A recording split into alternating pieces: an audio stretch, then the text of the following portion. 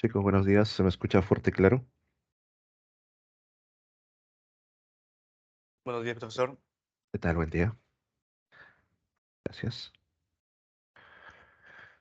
Bien, chicos, buenos días con todos. Bien, llegamos ya a lo que viene a ser la semana 4. Nosotros, la semana anterior vimos lo que viene a ser la parte celular. Bien, nosotros evaluamos a los tipos de celular, a los tipos de células, básicamente la célula vegetal, la célula animal, hicimos las comparaciones y esta semana nos toca ver lo que viene a ser los tejidos. Bien.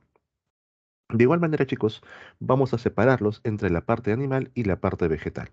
E iniciamos con los tejidos vegetales.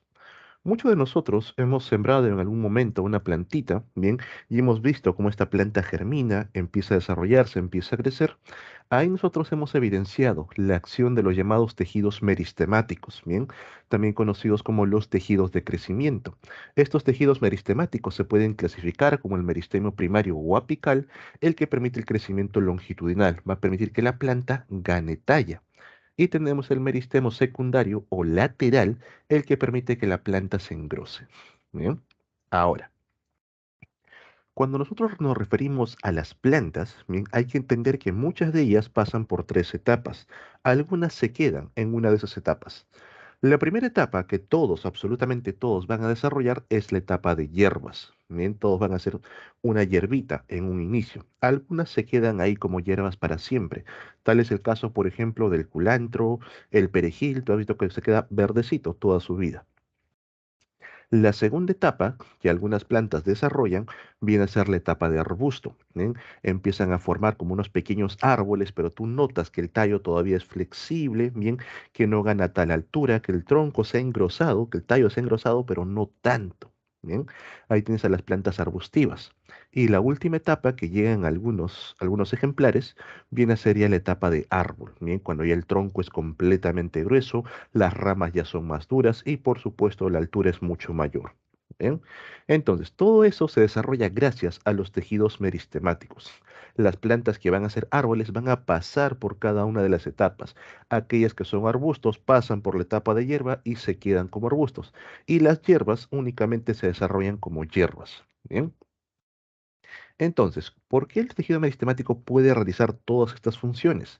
Se debe a las características que presentan sus células. Bien, vamos a reconocerlas porque vienen a ser células, primero, redonditas, bien, pequeñas, de un núcleo bastante grande. Células redondas, pequeñas, de un núcleo muy grande. Estas células meristemáticas, al momento que se van a dividir para formar los tejidos, bien, por un lado, forman nuevamente células peristemáticas, mantienen la línea celular y por otro lado se diferencian en una célula que puede formar el tallo, una célula que puede formar la raíz, que puede formar la hoja, cualquier estructura. Bien, cada vez que una célula meristemática se divide, una de ellas mantiene la línea celular y la otra se diferencia. Esta también, al momento que se va a dividir, forma célula meristemática redonda, pequeña, de núcleo enorme, de núcleo grande, y la otra se diferencia. Una célula alargada, más geométrica, de un núcleo pequeño. Bien. Esto permite que las plantas estén en constante crecimiento. Técnicamente son organismos inmortales. Mientras tengan todas las condiciones de vida, los nutrientes en el suelo, los niveles de agua, las plantas jamás van a dejar de crecer. Y recuerden que crecimiento no es solamente ganar talla, sino volver a formar las células. Bien, las células meristemáticas tienen esa alta capacidad de estar recuperando a cada rato las células que necesita la planta. Por eso, chicos, que nosotros vemos que en ciertas épocas las plantas pierden estructura, sobre todo en otoño e invierno, pierden hojas, pierden ramas, bien, pero gracias a las células meristemáticas en primavera las vuelven a formar. También este proceso, bien, donde a partir de una célula meristemática se forma una célula diferenciada, bien, su propio nombre se conoce como diferenciación. Es una diferenciación celular, bien. Esta célula, por ejemplo, puede formar parte del tallo. Las plantas tienen la capacidad de realizar desdiferenciación.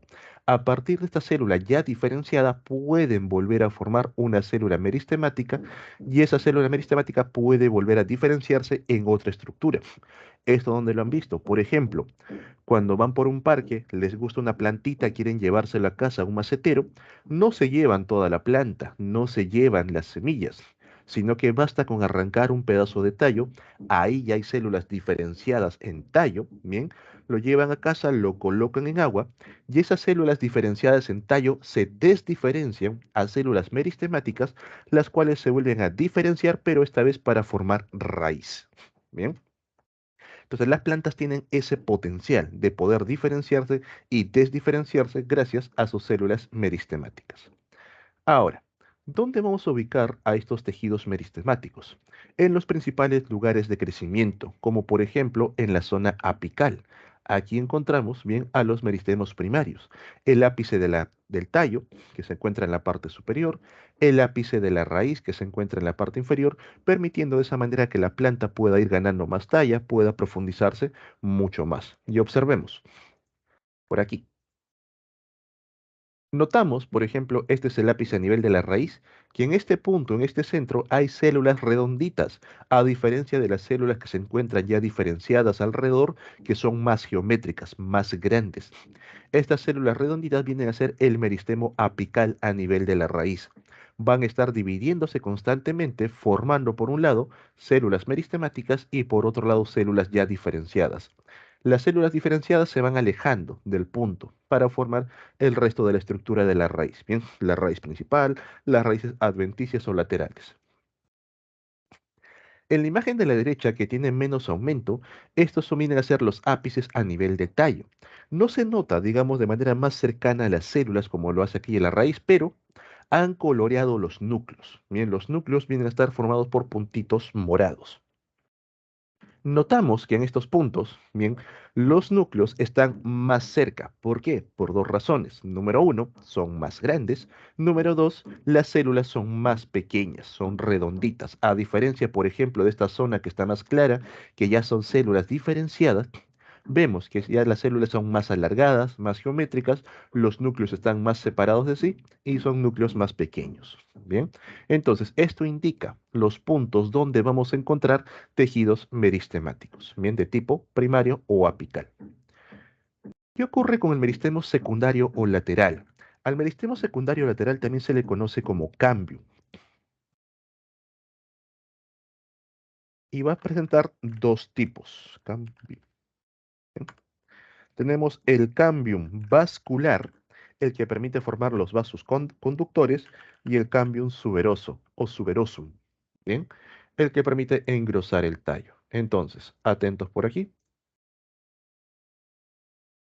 Al cambium vascular simplemente le han colocado como, cuidado con el micro, chicos, le han colocado como cambium, ¿bien? Y al suberoso también se le conoce con el nombre de felógeno. A ver, a ver. Listo. Cuidado con el audio, chicos. El cambio vascular, como da origen a los vasos conductores, esto chicos que quede de por vida, va a dar origen al xilema y al floema. El xilema siempre se desarrolla hacia la parte central de la planta, hacia la zona medular, mientras que el floema lo hace siempre hacia la superficie, hacia la corteza. Bien, buen día con todos. ¿Ok? Entre ellos, entre los dos, hay esta pequeña línea celular, viene a ser el cambium vascular, bien vascular por los vasos conductores. El cambio suberoso, o también conocido como felógeno, solamente lo van a desarrollar las plantas arbustivas y aquellas que se van a convertir en árboles. Las plantas herbáceas no desarrollan cambio suberoso, no tienen este tipo de crecimiento, van a mantener el tallo completamente verde de por vida, son hierbas de por sí. En cambio, los arbustos, tú habrás notado que los tallos, bien, se ponen de un color verde más opaco, en algunos casos de un color grisáceo. ¿A qué se debe? Al suber, al corcho, el cual está creciendo sobre, bien, la epidermis. Y eso hace que sea poco a poco más opaco, pero que gane resistencia. Como estas plantas van a crecer un poco más de lo normal, van a tener que evitar colapsar por su propio peso. Entonces ahí el meristemo secundario apoya con estos tipos de crecimientos. Tú, por ejemplo, cuando has cogido una hierba, una ramita de culantro o perejil, has visto que la planta se inclina de un lado al otro, no se puede, digamos, mantener erguido. En cambio, cuando coges un geranio, que ya viene a ser un arbusto, bien, coges un tallo de geranio, se mantiene completamente erguido, gracias a su meristemo secundario y, como vamos a ver posteriormente, a los tejidos de sostén.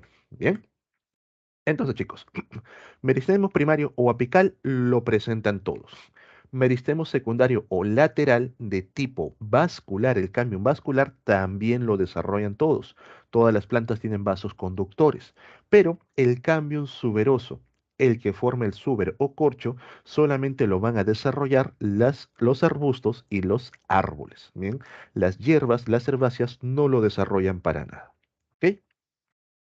Bien, chicos, entonces tu planta ya inició el proceso de crecimiento, ya germinó, va ganando un poco más de talla, pero al momento que va desarrollándose la semilla, se va a ver expuesto frente a bacterias, frente a protozoos, frente a condiciones climáticas. La planta necesita protegerse de alguna manera.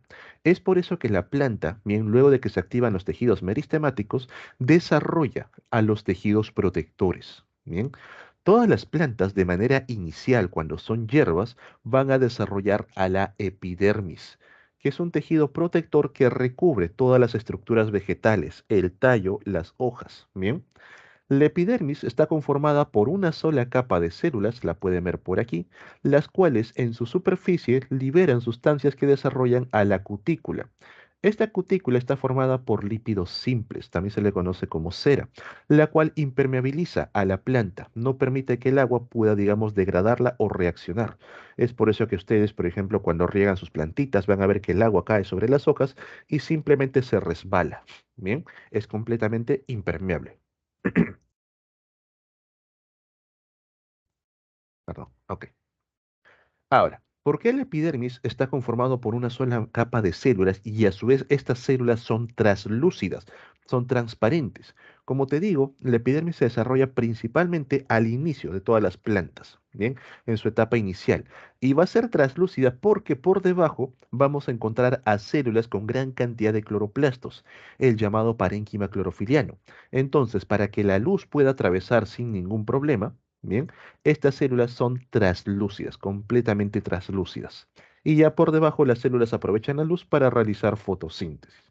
Si nosotros observamos más de cerca a la epidermis, vamos a notar que en todo ese conjunto, vean por aquí, de células translúcidas, hay células que presentan cloroplastos, pero están agrupados de dos a manera de una boca. A estas células que se agrupan de a dos se les conoce como las células guardianes o células oclusivas. Bien. La estructura que van a conformar se le conoce con el nombre de estoma. Mucho cuidado, señores. El nombre de las células son oclusivas o células guardianes. La estructura en sí se conoce como estoma. Bien, estas células guardianes o oclusivas van a formar una abertura entre ellas que van a poder abrir o cerrar a voluntad propia. A esta abertura se le conoce como el poro del estoma o directamente como ostiolo. Bien, a través de esta abertura la planta va a poder realizar intercambio gaseoso. Bien, la planta puede capturar, por ejemplo, ¿qué gases? Puede capturar CO2, bien, para poder fijarlo durante la fotosíntesis. Puede capturar oxígeno para poder activar a los mitocondrias. Señores, las plantas también respiran oxígeno, tienen mitocondrias y los mitocondrias necesitan de este gas para estar activos. A través de los estomas, ¿qué gases pueden salir? Producto de la fotosíntesis, las plantas liberan oxígeno. Producto de la respiración celular, las plantas liberan CO2, liberan dióxido de carbono. Para poder activar el transporte a nivel de xilema, las plantas van a liberar agua, pero ojo, agua bajo la forma de vapor. Bien, entonces a nivel de epidermis vamos a encontrar estas estructuras, principalmente en las hojas, pero ojo, las hojas, al presentar dos caras, ambas están cubiertas por epidermis, la cara superior no tiene estomas o tiene muy poquitos. ¿Debido a qué? A que la cara superior se encuentra expuesta a la luz solar y cuando los estomas, digamos, se van a calentar, la pérdida de vapor de agua puede ser muy grande. haciendo que la planta rápidamente se deshidrate.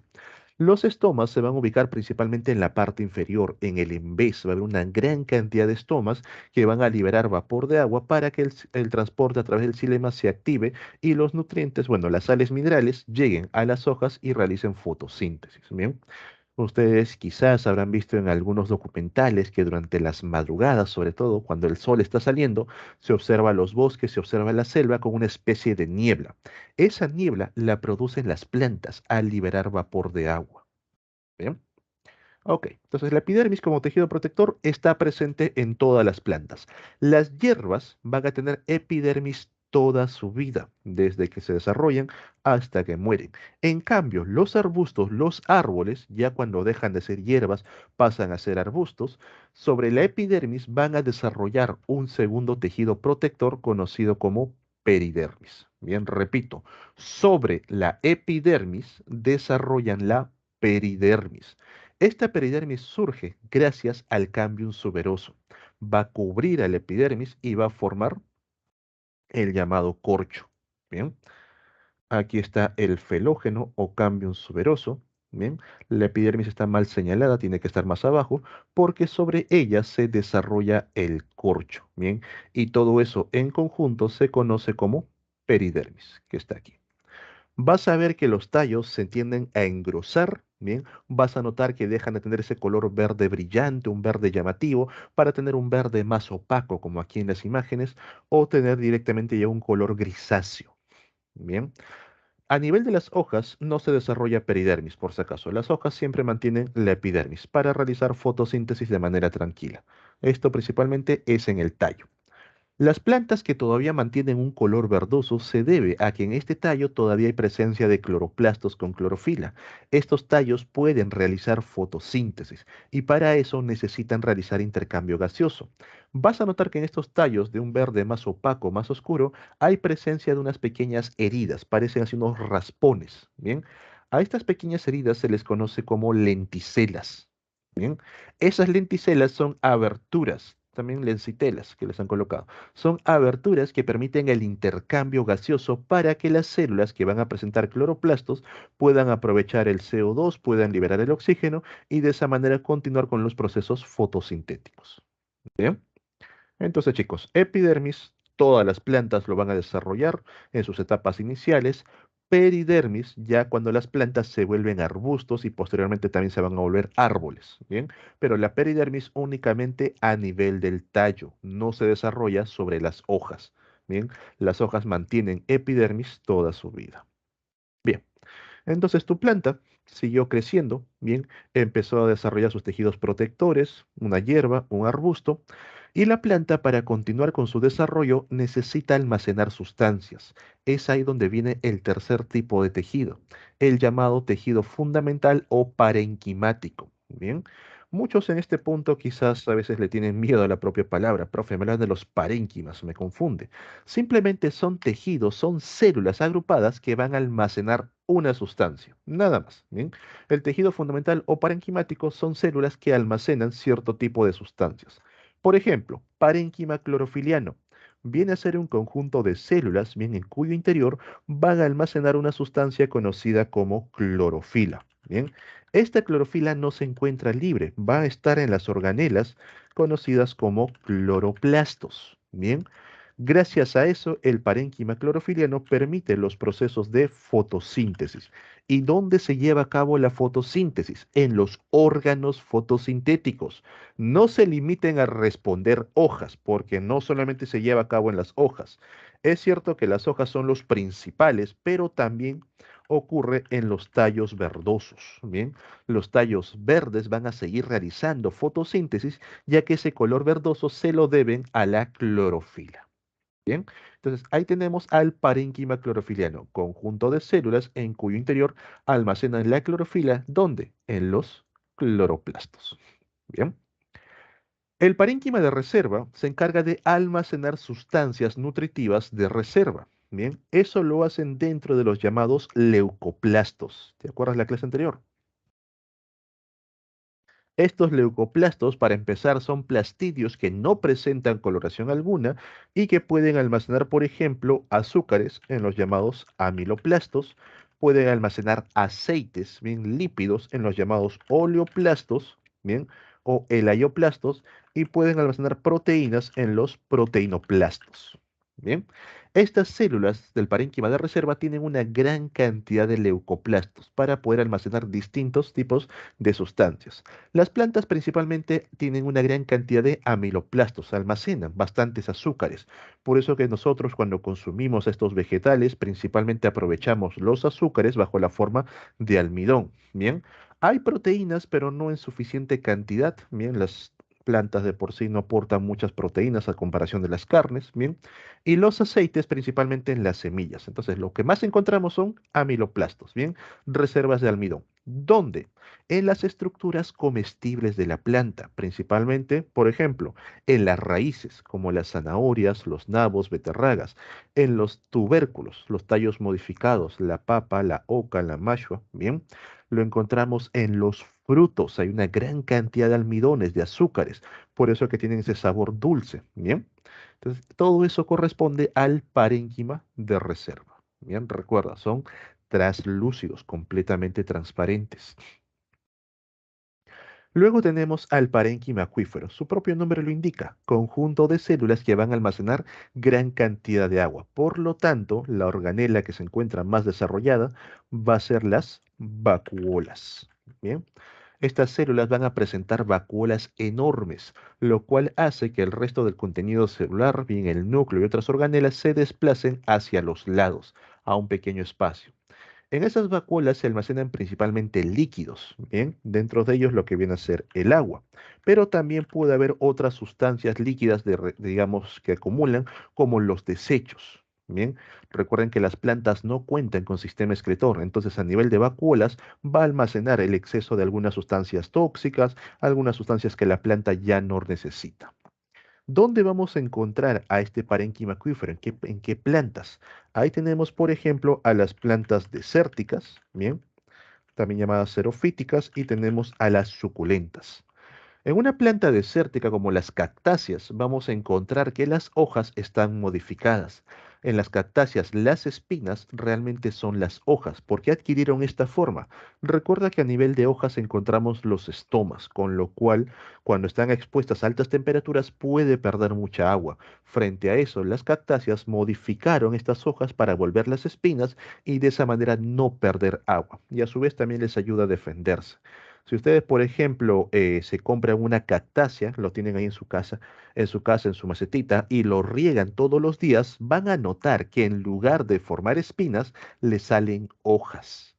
Bien, si quieren hagan el experimento, aprovechen que los cactus están baratitos, 3 soles te cuestan una macetita, y riégalo regularmente. Vas a notar que en lugar de sacar espinas, sacan hojas. Bien.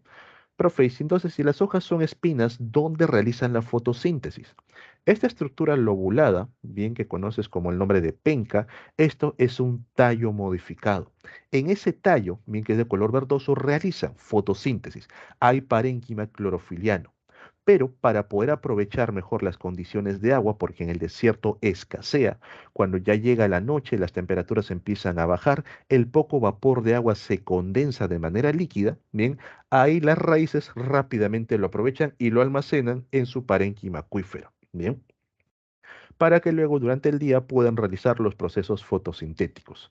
En el caso de estos organismos desérticos realizan una fotosíntesis muy especial conocida como la fotosíntesis de tipo CAM. Bien, no lo van a ver chicos a nivel admisión, simplemente se los menciono como curiosidad. ¿Cuáles son las suculentas? Tal vez cuando han ido por un parque y han estado caminando o se han sentado, han visto que algunas plantas tienen las hojitas carnosas. Bien, al momento que lo pisan, se resbalan por la cantidad de líquido que liberan. O si se han sentado, bien, sobre estas plantitas les ha manchado la ropa, porque la presión hace que revienten estas hojitas y liberen una gran cantidad de líquidos. Bien, ahí tienen a las suculentas. Vean, siempre son muy abundantes aquí en zonas desérticas porque se adaptan muy bien a los pocos niveles de agua. Bien, cuando vayan por los parques o zonas naturales van a notar que estas plantitas presentan las hojitas carnosas, hinchadas. Bien, llegamos al último tipo de parénquima, parénquima aerífero. A diferencia de los anteriores, bien, donde las células almacenaban sustancias, la clorofila, las sustancias de reserva, el agua, bien, el parénquimerífero, las células no almacenan nada. Las células no pueden almacenar aire, bien, sino que las células crecen dejando unos espacios y en estos espacios se acumulan gases, se acumula aire. Gracias a eso, la planta va a presentar menor densidad y le permite flotar. Profe, ¿cómo que flotar? Sí, el parénquimerífero lo van a desarrollar las plantas acuáticas, ¿bien? Con el fin de poder mantenerse a flote. Entonces lo desarrollan las plantas acuáticas, tales como por ejemplo el jacinto de agua, ¿bien?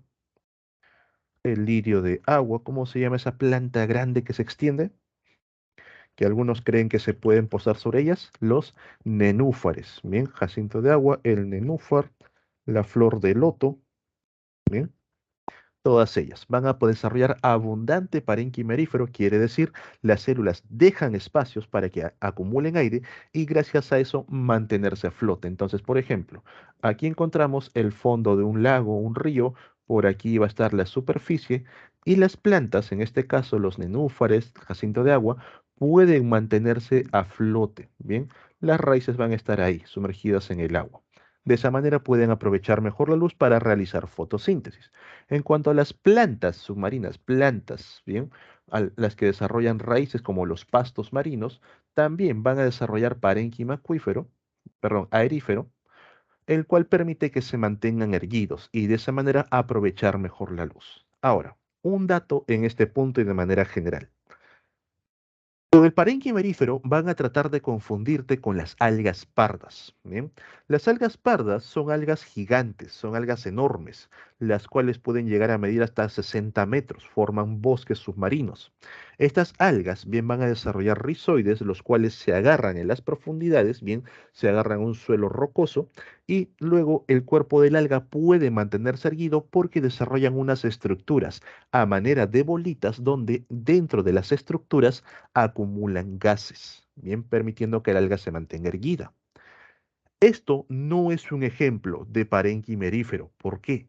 Las algas, que son plantas muy primitivas, no desarrollan ningún tipo de tejido. Señores, si en el problema te colocan un alga y te van a intentar confundir que esta alga almacena gran cantidad de almidón, que esta alga almacena gases, que esta alga presenta una gran cantidad de cloroplastos, qué tipo de parénquima presenta, marquen la alternativa que señale, no presentan ningún tipo de tejido, ningún tipo de parénquima. Bien, las algas como organismos primitivos no desarrollan tejidos, las células no están diferenciadas en sí. En estas algas pardas, las células crecen alrededor simplemente de manera evolutiva. Bien, estas mismas células pueden formar bien las estructuras que se asemejan a las hojas, estas mismas células pueden formar las estructuras que se asemejan a la raíz y también las que se asemejan al tallo, pero no hay diferencia alguna para ser considerado un tejido. ¿Ok? Tenga mucho cuidado. He visto varias preguntas de ese tipo, que cuando se habla de tejidos vegetales te meten algas para tratar de confundirte. Bien, apenas veas un alga, no presenta tejido alguno. ¿Ok? Bien. Entonces, chicos, estos vienen a ser los parénquimas, bien, o tejidos fundamentales, células que van a almacenar sustancias en el interior de la planta. Bien. La planta ya tiene sustancias de reserva, sigue en el proceso de desarrollo y algunas plantas, bien, cuando empiezan ya a crecer más allá de lo normal, tienen, bien, digamos, tienen el riesgo de colapsar sobre su propio peso. Los tejidos protectores principalmente protegen, pero no ayudan mucho o básicamente no sirve para soportar el peso en sí. Si la planta sigue creciendo, en algún momento va a colapsar, se va a inclinar. Para ello, las plantas desarrollan a los tejidos de sostén. Bien, el colénquima y posteriormente el esclerénquima. El colénquima viene a ser bien en un proceso en el cual las células, bien, sufren el proceso de suberificación. Las células va a actuar una sustancia conocida como la suberina. Esta suberina permite que las paredes celulares se engrosen parcialmente, bien, manteniendo a la célula viva. Bien, la célula todavía permanece viva, Pero una característica es que estas células ya no presentan núcleo, son células anucleadas. Profe, ¿ese colénquima no es lo mismo que lo que viene a ser la peridermis? No. Mira, la peridermis, bien, crece sobre la epidermis. Es una capa extra que va a crecer sobre la epidermis. Ayuda en cierta parte a mantener, digamos, erguida la planta, pero hasta cierto punto. En cambio, en el colénquima, las células bien sufren un engrosamiento en sus propias paredes. Es muy distinto que las propias células engrosen sus paredes a que crezca una capa extra conocida como el corcho. Bien, entonces chicos, mucho cuidado, no confundir ambos. Peridermis básicamente es un tejido protector que ayuda en un proceso inicial a mantener la planta erguida, por eso que ustedes ven que los arbustos no se inclinan, pero realmente es el colénquima el que permite el crecimiento arbustivo. Bien. El colénquima, como viene a ser un engrosamiento parcial de las paredes, bien adquieren una rigidez, pero mantienen todavía cierta flexibilidad. Tú cuando ves una planta arbustiva de los tallos todavía no tan engrosados, las ramas tampoco tan engrosadas, notas que puedes coger esta rama y se dobla ligeramente. Bien, mantiene cierta elasticidad, pero todavía conserva su firmeza por acción del colénquima. Ya cuando las plantas se van a convertir en árboles, bien, cuando ya van a adquirir esta formación, ahí desarrollan esclerénquima. Y para hacer esclerénquima sufren de un proceso llamado lignificación, ¿bien? Donde actúa una sustancia llamada la lignina. En la lignificación, las paredes celulares se engrosan fuertemente, con lo cual la célula muere. Bien, son células muertas. Producto de eso adquieren una gran resistencia, bien, en cuanto al peso. Ustedes han visto que los árboles pueden crecer enormes y realmente pesan toneladas. Las células que se encuentran en la base soportan todo ese peso gracias al esclerénquima. También van a notar que a comparación del colénquima, donde ustedes cogían una rama y esta todavía se puede doblar ligeramente, las ramas del esclerénquima ya no. Son ramas muy duras y si tú aumentas mucho la fuerza, se quiebran formando astillas. Bien, ya no tienen esa flexibilidad. Entonces, chicos, no confundir, ¿bien? Colénquima, como un proceso de suberificación, bien, paredes ligeramente engrosadas, le da resistencia, mantiene cierta flexibilidad, lo vamos a encontrar en los arbustos, bien, y esclerénquima, bien, por un proceso de lignificación, las paredes están fuertemente engrosadas, esto ya lo encontramos en los árboles, bien, todo este desarrollo es a nivel de la corteza para soportar el peso de la estructura. Ahora, quizás en casa ustedes tengan libros viejos, bien, libros de sus padres, de sus abuelos, estos libros de hojas amarillescas, bien. Cuando ustedes abren estos libros, si es que tienen en casa, hagan la prueba, van a notar que todos ellos presentan un olor característico, un olor al libro viejo. ¿A qué se debe? A la lignina. Estos libros han sido hechos con corteza bien lignificada, con esclerénquima. La lignina es una sustancia que se oxida bien con el tiempo en presencia de oxígeno. Es por eso que estos libros, cuando tú los ves, los bordes, bien cuando están cerrados, todos los bordes tienen un color opaco, un color medio mostaza, bien medio amarillento. Pero la parte central, donde no llega el oxígeno cuando abres el libro, vas a ver que mantiene un color más claro. Bien, ahí estás encontrando lo que viene a ser la lignina. Los libros modernos ya no sufren ese proceso o casi no se nota porque aparte de presentar pulpa de madera, también le agregan otras sustancias medio plastificadas que evitan que el libro se vuelva amarillento y también que resista mucho mejor al tiempo. Bien, ok chicos, entonces ahí encontramos a los tejidos de sostén, colénquima y esclerénquima. Bien, ya tienes a la planta toda desarrollada y un punto esencial para que la planta haya llegado hasta ahí, hasta formar un árbol, es que los nutrientes que son absorbidos por la raíz, bien, puedan llegar hasta esas zonas. Para ello, las plantas durante todo el desarrollo han estado presentando a los tejidos conductores. Bien, los tejidos conductores vienen a ser el xilema y el floema. El xilema se reconoce rápidamente porque vienen a ser vasos grandes, ¿ven? De paredes duras, gruesas, lignificadas, formado por células muertas. Profe, ¿eso no es esclerénquima? Parece. El floema, por otro lado, vienen a ser vasos pequeños de paredes ligeramente engrosadas con células vivas, pero sin presencia de núcleo, anucleadas. Profe, eso es colénquima. Sufren el mismo proceso que el colénquima y el esclerénquima. Bien, van a pasar por el mismo proceso, su verificación y lignificación, pero jamás el xilema y el floema van a ser tejidos de sostén y viceversa. Colénquima y esclerénquima no van a ser tejidos conductores. ¿Por qué les digo esto? Puede haber preguntas en las cuales te empiecen a describir. Tenemos un tejido vegetal cuyas células, bien, han sufrido de lignificación, son células con paredes fuertemente engrosadas, son células muertas. Hasta ahí puede ser esclerénquima o puede ser xilema. Te tienen que dar más información. Y este tejido permite sostener a la planta esclerénquima. Y este tejido permite conducir fluidos en la planta, xilema. Bien, mucho cuidado con las descripciones. Xilema y floema han pasado por los mismos eventos que el esclerénquima y el colénquima respectivamente. Bien, pero los anteriores vienen a ser tejidos de sostén y estos son tejidos conductores, permiten el flujo de sustancias en el interior de sus células. Entre xilema y floema siempre va a estar presente el llamado cambium vascular, y en este conjunto de células que origina al xilema y el floema.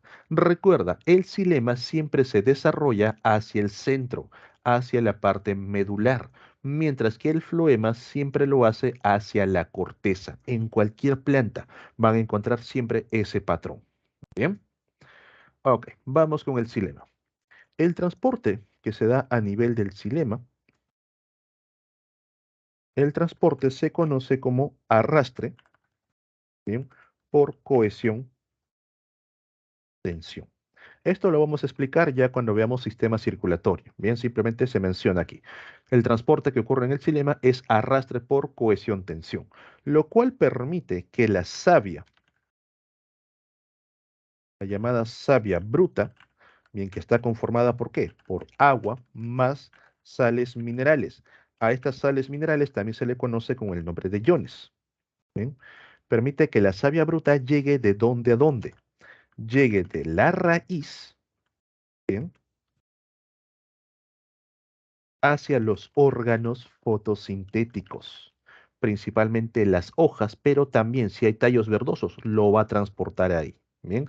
De raíz a órganos fotosintéticos, ¿ok?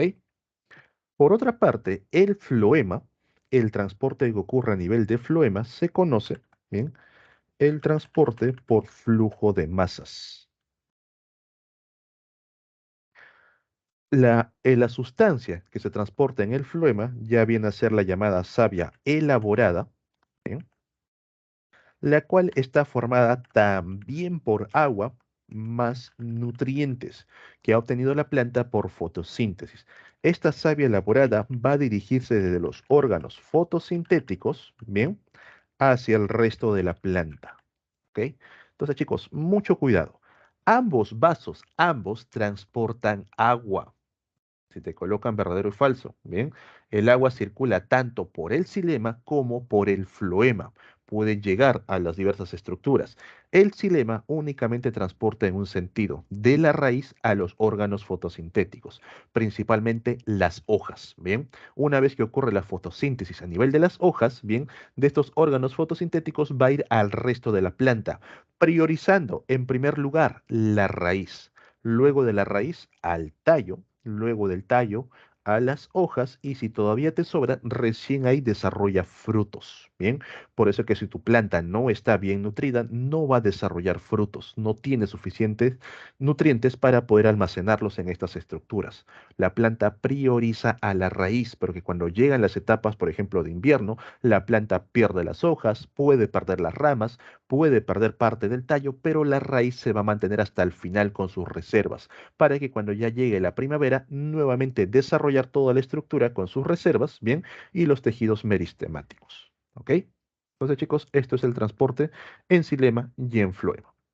El xilema, como sufre un proceso bien de lignificación, el cual forma la leña, también se le conoce con el nombre de los vasos leñosos. Bien. También se le conoce con el nombre de traqueidas, vasos leñosos o traqueidas. ¿Por qué reciben el nombre de traqueidas? Lo de leñosos sí entendí, profe. Lo de traqueidas es por estas líneas que presentan entre las células, que asemejan a la tráquea, bien, a una tráquea humana. Aquí el dibujo está muy bonito, pero si ustedes van a Google y buscan un xilema bien bajo el microscopio, van a ver que presenta una mayor cantidad de líneas y realmente parece una tráquea. Entonces, a través de estas células muertas circula la savia bruta. En el caso del floema, al floema se le conoce con el nombre de los vasos liberianos o también conocidos como vasos cribosos o tubo criboso. Bien, está aquí. ¿Por qué?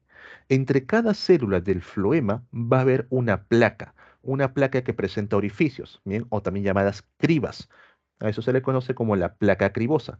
Por eso que a todo el conjunto se le llama los tubos cribosos. Ahora, estas células del floema permanecen vivas, únicamente tienen contenido celular, citoplasma, mas no tienen núcleo, por lo cual no pueden formar compuestos. Bien, es por eso que son excelentes para transportar nutrientes. No lo van a agotar, no lo van a gastar. Bien, pero los compuestos que esta célula necesita lo van a formar las células acompañantes. Bien. Siempre en el flema va a estar rodeado de células acompañantes. Ellas se encargan de fabricar los compuestos que las células del floema necesitan y no pueden fabricar. También vamos a encontrar células parenquimáticas, las cuales van a aprovechar las sustancias de reserva, sobre todo para ir acumulándolos. Bien, parénquima de reserva. Entonces, chicos, ahí observan al xilema y al floema. Bien, ok. Por último, ya para cerrar los tejidos vegetales, llegamos a los tejidos secretores. Bien, los tejidos secretores vienen a ser conjuntos celulares que van a liberar sustancias que la planta puede aprovechar de diversas maneras. Por ejemplo, tenemos a los nectarios. Bien, los nectarios se ubican sobre todo a nivel de las flores, pero también lo vamos a encontrar en algunas hojas con ciertas modificaciones.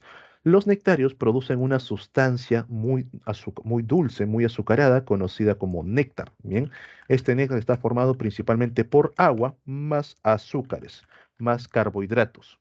Gracias al néctar, las plantas van a atraer a diversos organismos, principalmente para procesos de polinización. ¿Y qué organismos son excelentes polinizadores? Tenemos por aquí a los insectos. Bien, gran cantidad de insectos se acercan a las plantas, principalmente las abejas, y una modificación que estas abejas presentan es que tanto en la cabeza como en el cuerpo, bien a nivel del tórax, van a notar la presencia de pelos. Gracias a estos pelos, los granos de polen quedan atrapados bien en esta superficie y cuando la abeja va hacia otra flor, va realizando procesos de fecundación, la polinización. Bien. Luego de los insectos, también quienes aprovechan el néctar y facilitan los procesos de polinización son las aves. Bien, van a ver que muchas aves, sobre todo los colibríes o picaflor, se acercan a las flores con su largo pico y empiezan a absorber el néctar. Bien, también en el plumaje de las aves va a quedar pegado granos de polen para cuando vayan a otra flor también faciliten la polinización. Pero aquí falta un tercer grupo, insectos, aves. También tenemos a los mamíferos. Los mamíferos también son atraídos por los nectarios, principalmente los murciélagos. Bien, el rostro de los murciélagos tiene una gran cantidad de pelos donde queda atrapado muchos granos de polen y van de flor en flor, extienden su larga lengua para llegar a los nectarios, bien, y de esa manera van polinizándolo. Otros mamíferos que también ayudan vienen a ser los pequeños roedores. Bien, en las plantas pequeñas, estos roedores se meten en las flores, aprovechan el néctar y quedan ya con los granos de polen pegados en el cuerpo. Entonces, los nectarios facilitan lo que viene a ser la polinización, ayudado por los insectos, aves y mamíferos. Pero también los nectarios lo encontramos en ciertas hojas modificadas a maneras de trampa. Estas hojas que se pueden cerrar como si fuesen bocas, hojas que tienen una forma de un capullo que luego se tapa, bien, a las llamadas plantas carnívoras. En las bases de estas hojas modificadas va a haber presencia de nectarios, que atrae principalmente a insectos. Una vez que el insecto llega a este punto, la planta lo detecta, cierra y captura al insecto para luego empezar a degradarlo y a adquirir sobre todo compuestos nitrogenados. Bien, las plantas carnívoras se desarrollan en suelos que no tienen suficientes, digamos, compuestos nitrogenados. Si ustedes algún día compran una planta carnívora, bien, y a su plantita no le salen las hojas modificadas, es porque la tierra está muy bien, digamos, nutrida. Entonces las plantas no necesitan estas estructuras. Bien. Luego tenemos a los pelos glandulares, los cuales van a liberar, van a producir, mejor dicho, sustancias tóxicas, entre ellas las sustancias urticantes.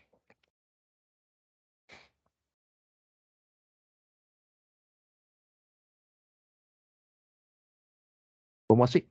Estos pelos glandulares se desarrollan a nivel de las hojas, a nivel de los tallos, y al microscopio van a observar que las células, bien, por ejemplo aquí, tienen forma de punta y un gránulo en la parte superior, otras tienen forma de punta, bien, una punta muy fina y unos gránulos en la parte inferior. En estos gránulos está de reserva estas sustancias urticantes, y ustedes, por ejemplo, han tenido en algún momento contacto con este tipo de plantas, como es el caso de la hiedra venenosa, como es el caso de la ortiga. Bien, al momento que han rozado las hojas o el tallo, rápidamente sus manos o sus piernas se inflaman, porque la sustancia urticante ingresó y produce una reacción alérgica, una inflamación. Es por eso, señores, que cuando nosotros vamos a la selva, vamos a los bosques, en el caso de los biólogos de campo, jamás van con chorcitos, jamás van con, con pantalones bien cortos, como se ven en las películas, en los, bueno, en esos videos. Siempre vamos bien cubiertos, bien protegidos, porque puede haber presencia de estas plantas. Bien, quizás más de uno ha experimentado con lo que viene a ser la ortiga. Por ahí en tu niñez has tocado la planta de ortiga y has visto cómo rápidamente toda tu mano se inflamó y te empezó a picar, bien por los pelos glandulares. Estas plantas lo han desarrollado a manera de defensa para que los mamíferos, sobre todo, bien que van pasando por ahí, por los bosques, por las selvas, no tengan contacto, bien no puedan dañarlas, no puedan pisotearlas. Profe, ¿por qué mamíferos y no aves, no reptiles? Porque las aves vuelan y los reptiles tienen una coraza muy dura, donde los pelos glandulares no hacen efecto. En cambio, en los mamíferos, al presentar piel, tranquilamente atraviesan, bien, las células epiteliales. Después encontramos las cavidades secretoras. Estas cavidades secretoras se desarrollan sobre todo a nivel de los frutos de los cítricos, como la naranja, como las mandarinas, ¿bien? ¿Dónde? En las capas externas, en el exocarpo y mesocarpo, entre ellas dos. Estas cavidades secretoras van a ser espacios, ¿bien? Las cuales están rodeados por unas células que crecen a manera de media luna. Se van formando célula por célula y estas células liberan una sustancia ácida a dicho espacio. Bien. Lo hacen a manera de defensa. ¿Para qué? Por ejemplo, cuando llega un pequeño organismo, una larva, un gusano, y empieza a atravesar, a consumir el fruto, entra en contacto con esta cavidad secretora y le resulta tan desagradable que simplemente desiste, se va. Bien. Ustedes quizás en colegio han utilizado lo que viene a ser la cáscara de mandarina o de naranja para molestar a sus compañeros, donde cogen esta cáscara, lo aprietan cerca del ojo de su amigo y ven cómo sale una especie de spray. Lo que acaban de hacer es presionar las cavidades secretoras para que salga esta sustancia ácida que genera irritación, por supuesto, al contacto ocular. ¿Bien? Pero repito, no lo han hecho para jugar, sino que es una manera de defensa que presentan estas plantas para poder proteger a los frutos. Bien. Luego tenemos a los tubos laticíferos.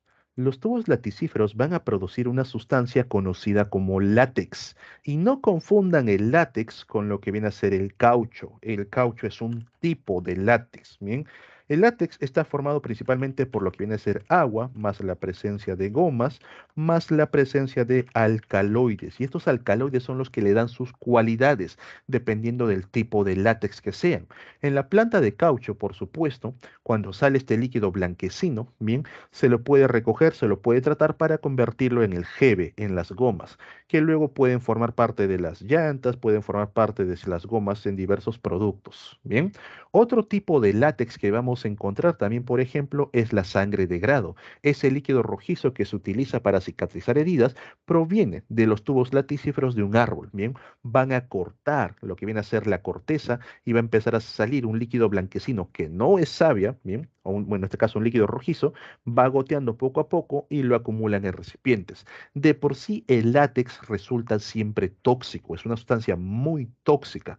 En el caso de la sangre de grado, una vez que lo colectan, le van a hacer un preparado, le van a hacer unas diluciones para que sea de uso tópico. Si tú te lo agregas directamente sobre la herida, bien directamente del árbol, puede resultar muy tóxico. Igual ocurre con el caucho. Si tú tocas el caucho directamente, lo consumes, puede resultar muy tóxico para el organismo. Bien, porque esa es la finalidad de los tubos laticíferos. Se desarrollan por debajo de la corteza ¿ya? Por aquí una gran cantidad de estos tubos laticíferos para que cuando la planta se encuentre siendo atacada, por ejemplo, viene una polilla, empieza a ingresar, bien poco a poco va escarbando, tiene contacto con esta sustancia, se muere.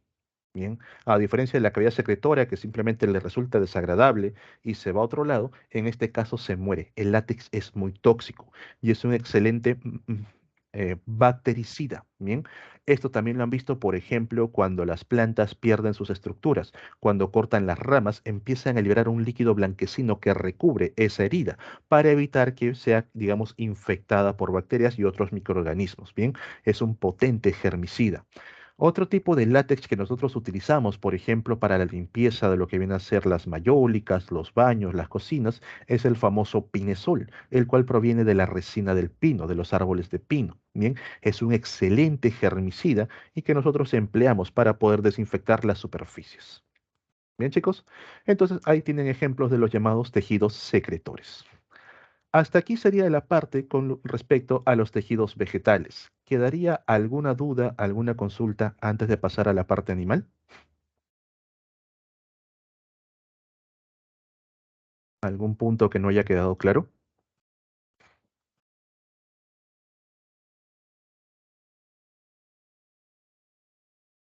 ¿Todo bien? Sí. Sí, chicos. Vamos entonces con la parte animal, los tejidos animales. Muchos pensarán que cuando nos referimos a tejidos animales existe una gran cantidad de ellos, profe. Bien, pero realmente se agrupan en cuatro. Son cuatro los tejidos animales. El tejido epitelial, el epitelio, el conectivo o conjuntivo, el muscular y el nervioso.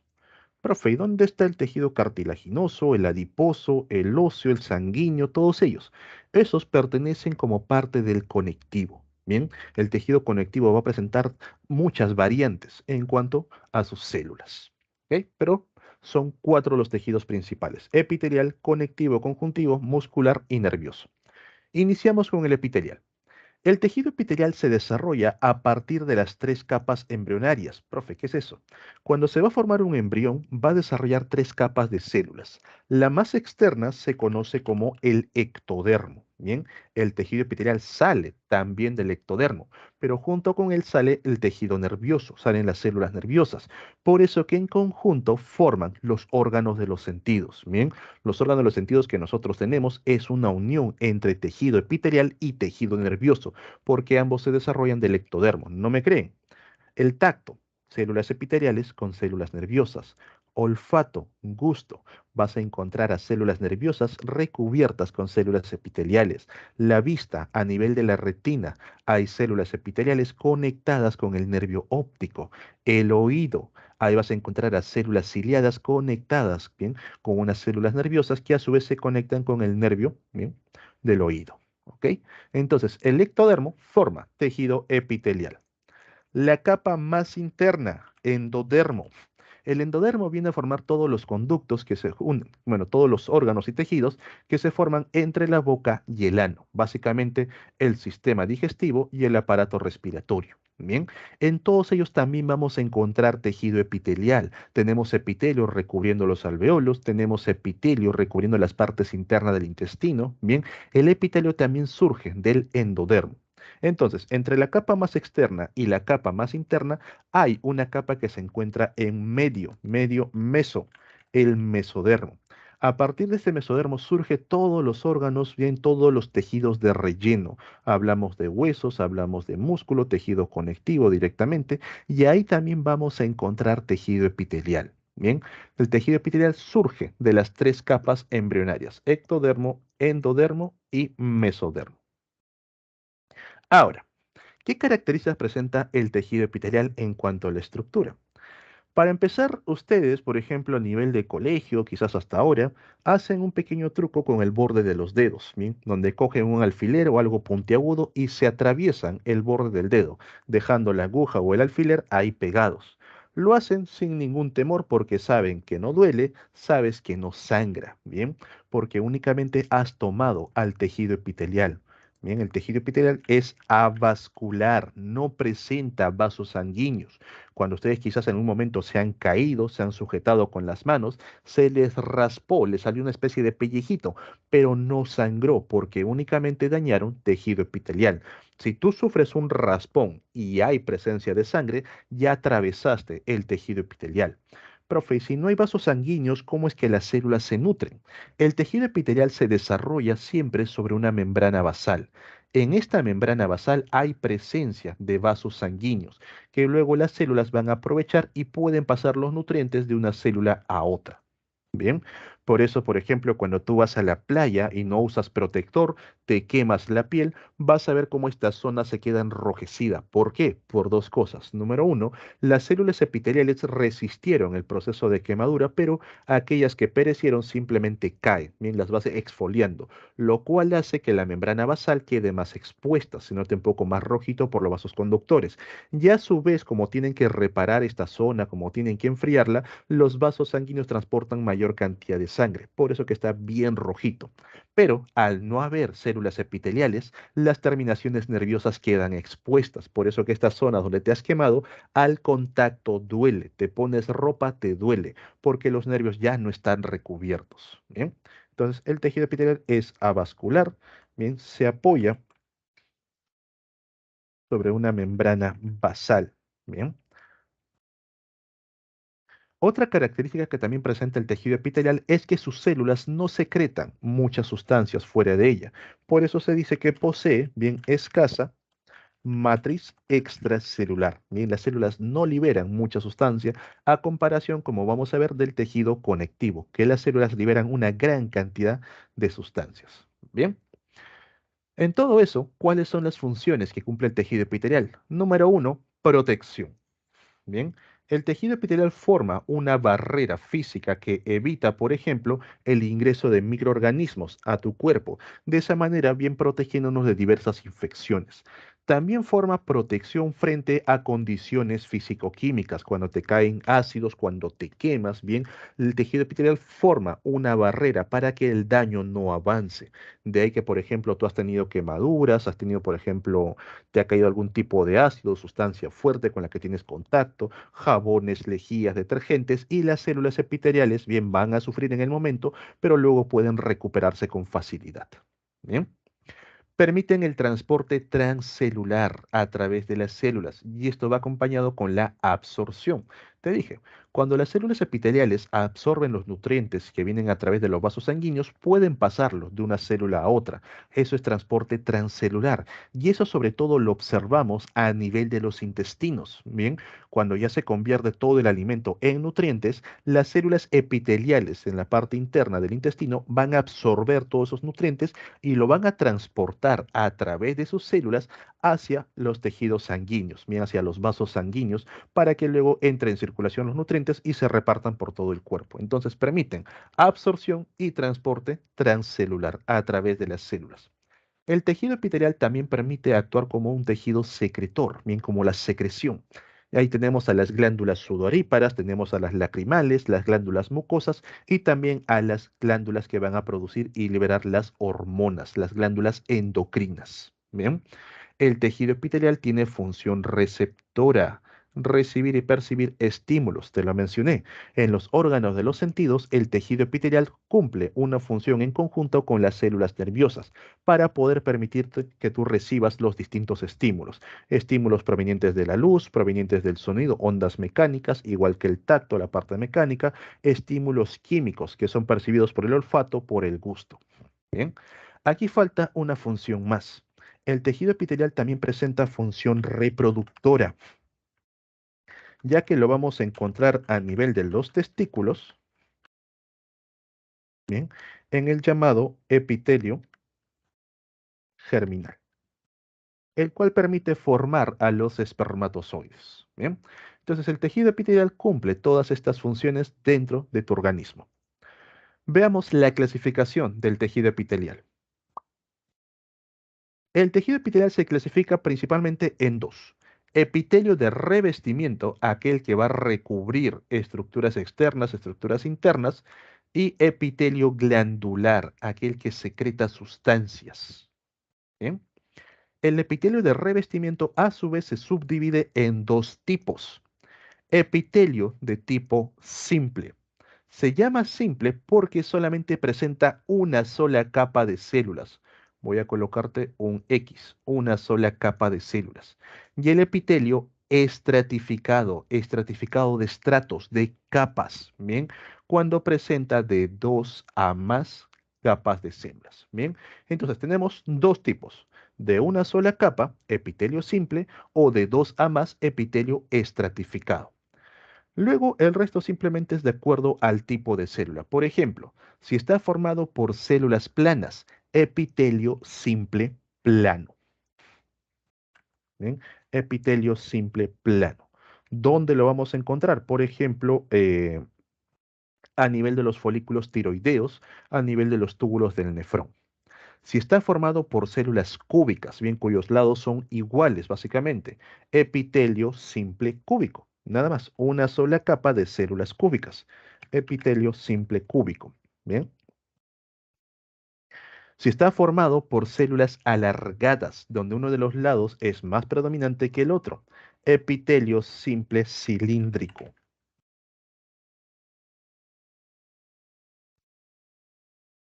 ¿Bien?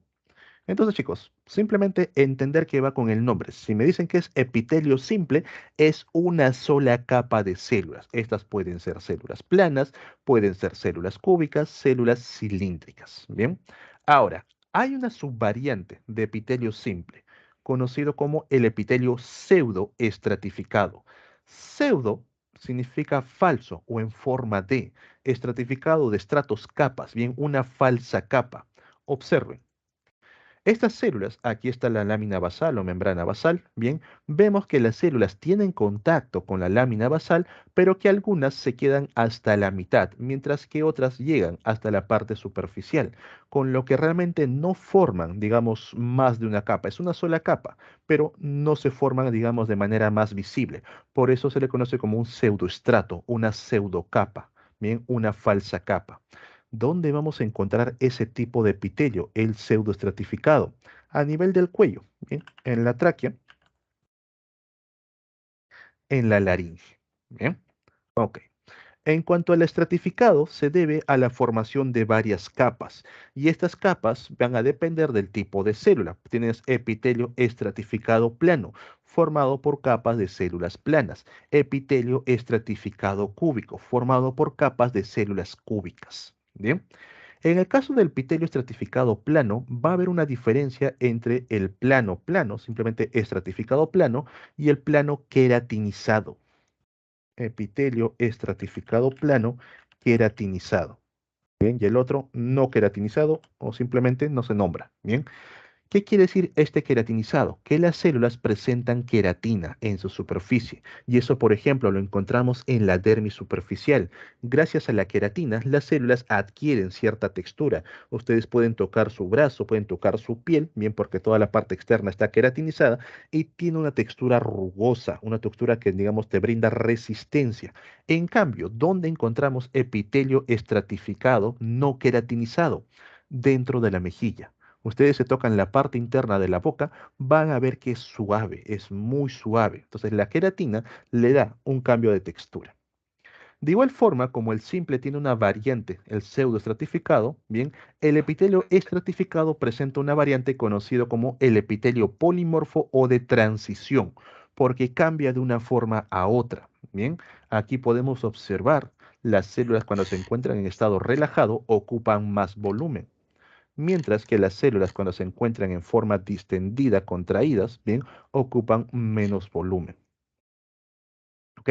¿Dónde encontramos este epitelio polimorfo? A nivel de la vejiga, en la parte interna.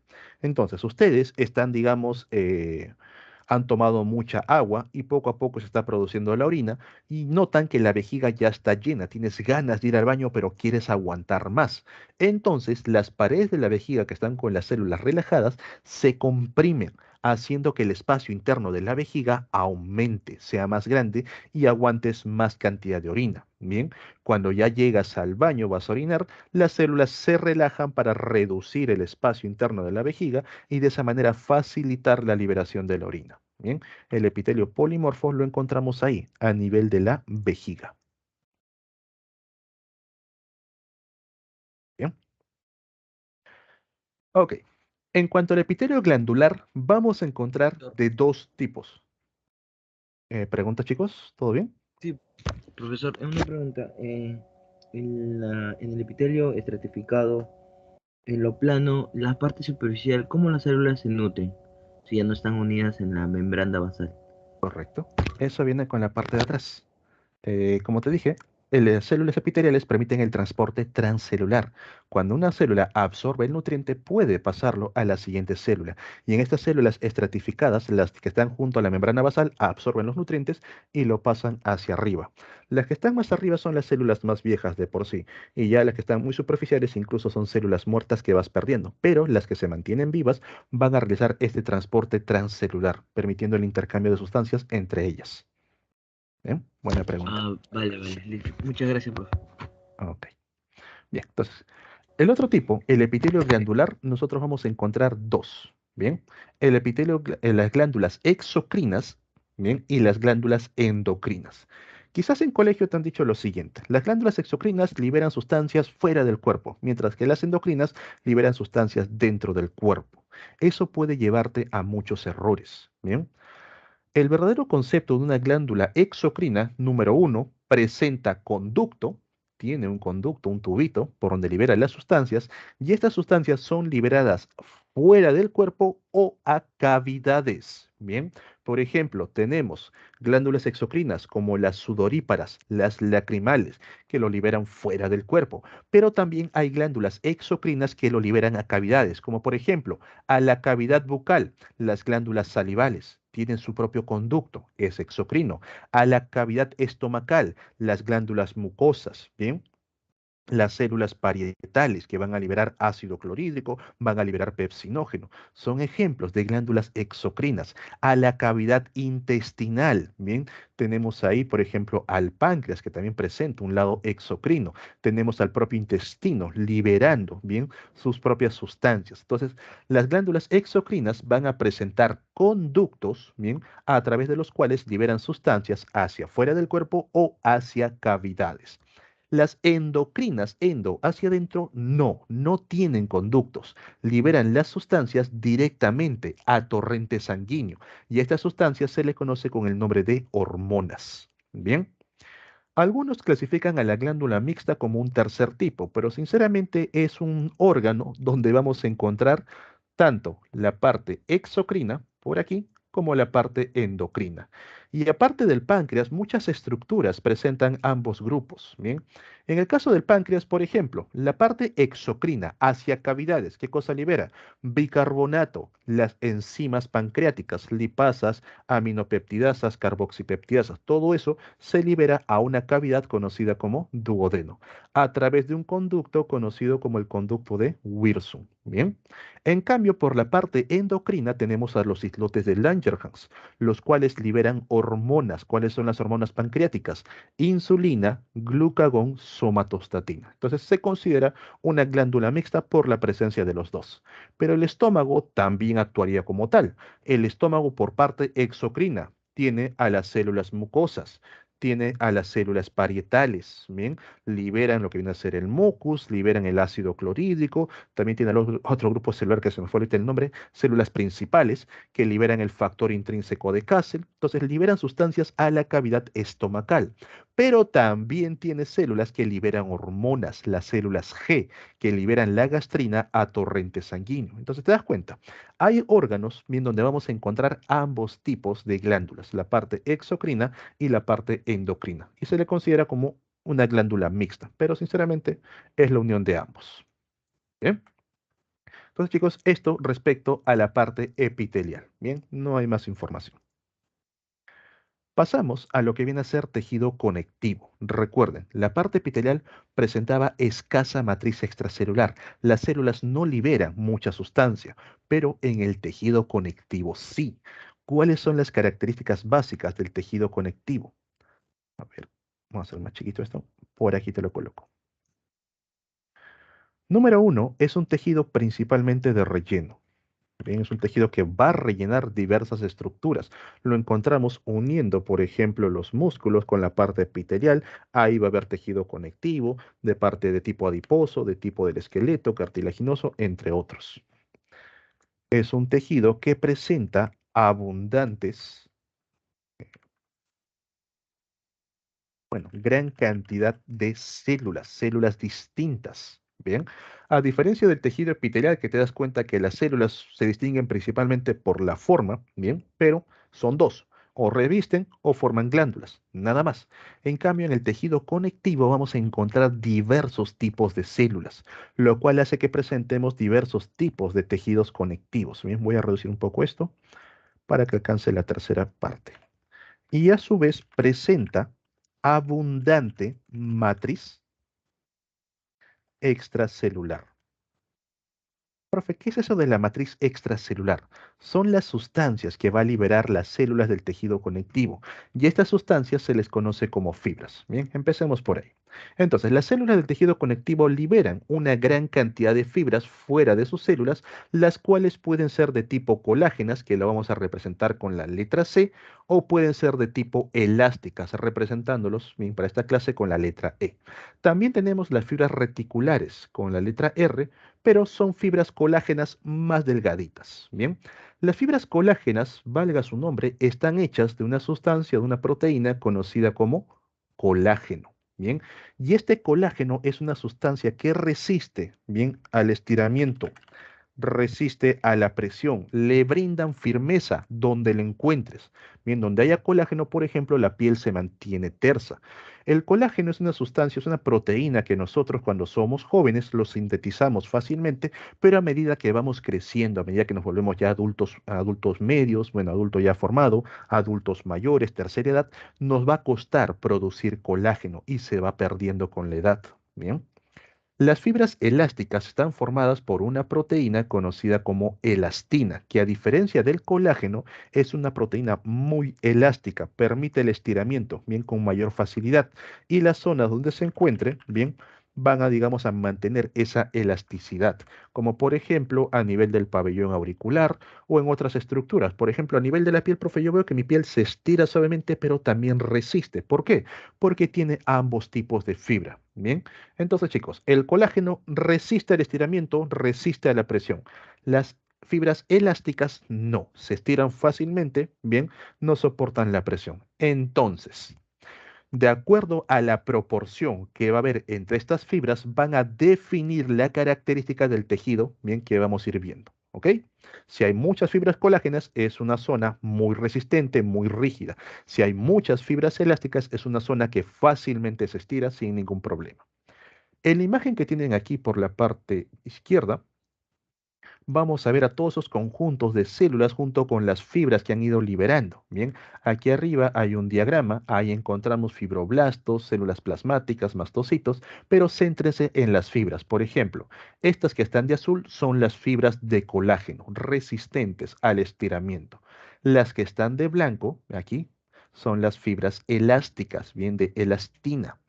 Las que están aquí, delgaditas, bien de un color azulito, son fibras reticulares, las cuales son fibras de colágeno, pero más delgaditas. Bien, las fibras reticulares las vamos a encontrar únicamente en los órganos hematopoyéticos. Profe, ¿qué es eso? Hemato, sangre, poiesis, formación, órganos encargados de formar a los componentes sanguíneos, bien, como es el caso de la médula ósea. Ahí va a haber fibras reticulares. Ahora, para entender los tipos celulares debemos manejar cierto tipo de prefijos o sufijos. Bien, chicos, voy a borrar esta imagen que está por aquí, de rosadito. Bien, es una imagen representativa nada más para colocar un poco de texto. Bien, toma el screen si quieren ahorita, si quieren mantenerlo. Lo borro en 3, 2, 1, ya, se va. Nosotros vamos a encontrar, bien, en lo que viene a ser sobre todo tejido conectivo, las siguientes palabras. Si leemos la palabra blasto al inicio o al final, hace referencia a una célula joven, bien, formadora de qué? Formadora de lo que acompañe a dicha palabra. Bien, blasto. Si leemos la palabra cito, hace referencia ya a una célula madura que pertenece al tejido, bien, que acompaña a la palabra, bien. Blastocito. Entonces, por ejemplo, por aquí. Antes de avanzar. Si leemos la palabra osteo, que es lo mismo que leer la palabra ocio, hace referencia a los huesos. Si leemos la palabra condro, bien, como por ejemplo los condrictios, ictiopez, condro es cartílago, los peces cartilaginosos, bien, condro, cartílago, osteo, huesos. Ok, vamos ahora sí con los tipos de células. Los tipos de células del tejido conectivo se agrupan en dos. Células propias del tejido conectivo. ¿Por qué se llaman así? Porque estas células, cuando forman al tejido, se quedan ahí como parte de la estructura. En cambio, las células conjuntivas libres van a estar circulando por todo tu cuerpo porque son parte del tejido sanguíneo. No se queda en un solo punto, está bien circulando por todo el organismo. Entonces, por acá, células propias del tejido conectivo. Tenemos condroblasto. Blasto, célula joven formadora de condro, cartílago. Entonces, es una célula joven formadora de cartílago. Bien. Cuando ya formaron el cartílago, estos condroblastos se convierten en condrocitos. Bien, célula madura del tejido cartilaginoso. Adipocito, bien, célula madura del tejido adiposo. Fibroblasto, célula joven formadora de fibras, bien, que lo ven por aquí, los fibroblastos. Estos dos para el final. Osteoblasto, célula joven formadora de tejido óseo. Osteocito, célula madura del tejido óseo. Bien, entonces utilicen correctamente los sufijos blasto, cito. Osteocondro es más sencillo de recordar. Bien, blasto, una célula joven que va a formar algo, y cito, ya la célula madura, que ya formó el tejido y se quedó ahí. ¿Qué pasa con estas dos células? Una vienen a ser las células mesotelial, anótenlo ahí, mesotelial, y la otra célula endotelial. La endotelial va a formar los recubrimientos internos de los vasos conductores, bien, principalmente en las arterias, para que éstas puedan resistir las presiones. La mesotelial forma, bien, unas membranas que rodean los órganos internos. A nivel del abdomen, el peritoneo. A nivel de la parte del tórax, bien, la pleuria. ¿Han escuchado el término peritonitis? Les ayudo con otro término más. Itis, inflamación. ¿O han escuchado el término apendicitis? Bien, la apendicitis viene a ser una inflamación a nivel del apéndice. Dentro del apéndice hay sustancias de desecho, hay presencia de bacterias. Cuando el apéndice revienta, todo este contenido dañino se libera dentro de la cavidad abdominal. Toda esa cavidad está rodeada por el peritoneo. Esta membrana sufre una inflamación, por eso es que se le conoce como peritonitis. Bien, y tienen que limpiar toda esta membrana, con lo que te hacen una abertura estomacal para salvarte la vida. Bien, entonces ahí tienes a las células mesoteliales formando el peritoneo. Por la otra parte, en las células conjuntivas libres son las células que pertenecen básicamente al torrente sanguíneo. Tenemos a los eritrocitos, los glóbulos rojos, neutrófilos, basófilos, eosinófilos, bien los llamados granulocitos. Tenemos a las células cebadas, bien, tenemos a los megacariocitos que van a formar a las plaquetas, a los monocitos que van a formar a los macrófagos, bien. Estos macrófagos cuando están en distintos tejidos reciben distintos nombres, como por ejemplo cuando están en tejido óseo, osteoclasto, cuando están en tejido nervioso, microglias, ¿bien? Pero todos se forman a nivel de los tejidos conectivos, como macrófago. De ahí también encontramos a los linfocitos B, linfocitos T, ¿bien? Bien, chicos, vamos con la clasificación, ¿ok?